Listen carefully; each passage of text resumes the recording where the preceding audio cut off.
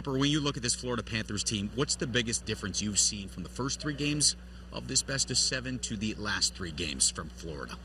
Oh, man, it's tough because I have things that come to mind, but then I also want to give respect to their opponent, too, because I feel like their opponent in the Edmonton Oilers are a different team than we saw early on.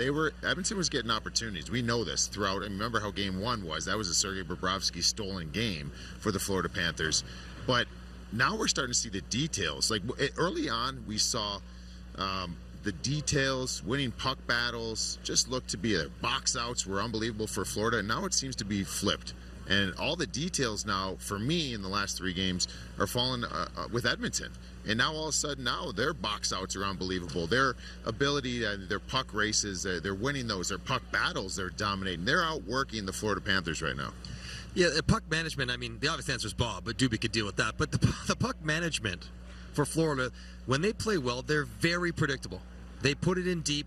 They get in after the forecheck. They activate their defensemen. They make it really suffocating. When they try to get too creative, bad things happen. And here they are. So it's a 0-0 game.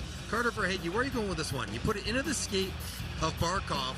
Forsley's already trapped up ice. He turns it over. And 6 seconds later, it's 1-0, and it's Bedlam. So Verhaeghe's got to push this one, right? Forsley's at the offensive blue line. Just rim it, hard rim to the bed on the far side. But he puts it into the feet of Barkov. Now it's a 3-on-2. Draisaitl gets the puck over the blue line before his wingers get across. That's important for later. And Foegele, even though he falls with Ekblad, how about the effort to get back up, both feet, and then this, I like this. Most guys might stick Holloway, get your foot out there because you want the puck. He thinks about it, sticks his foot out there, gonna corral it, then pulls it back in. Nah.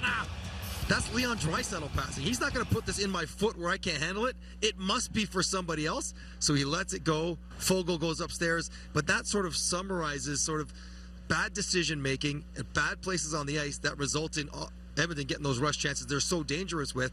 They got to really clean those up going into Game 7. Yeah, and there's been a lot of talk about Bob. I mean, I don't know. What's wrong with those 3 goals? I mean, look at it's a backdoor one-timer. It's a backdoor 2-on-1. Like, it's a breakaway. Now, I understand But he stopped Henrique's shot earlier in the series. I understand that, and he's going to stop those sometimes. But there's a reason why grade A high percentage save percentages are not 920. Even though Bob's was for the start of the series, if you continue to go, there's a reason why there's trends and why these high percentage save percentage are closer to 830, and eventually. We also talked about at the start of the series where a lot of these grade A chances were contested by Florida, so there was a stick on them, and they weren't able to get these shots up. And we're seeing they're continuing to give up these 2-on-1s, these rush chances, breakaways, these grade A's, but they're no longer contested either. These guys they're wide open, and we know how skilled the others are, and they're starting to make shots, they're starting to make plays, and I just think I really don't think there's any bad goals. Yeah, he's not making the saves. Just the McDavid one through his feet. That was probably the only one that was bad. But yeah, absolutely. But, I mean, we're like, look at the goals. These are just like, if you want to continue to play that game with Edmonton, this is what's going to happen, and that's what has happened. Is that Florida went out, they deserved Game 2, they didn't deserve Game 1.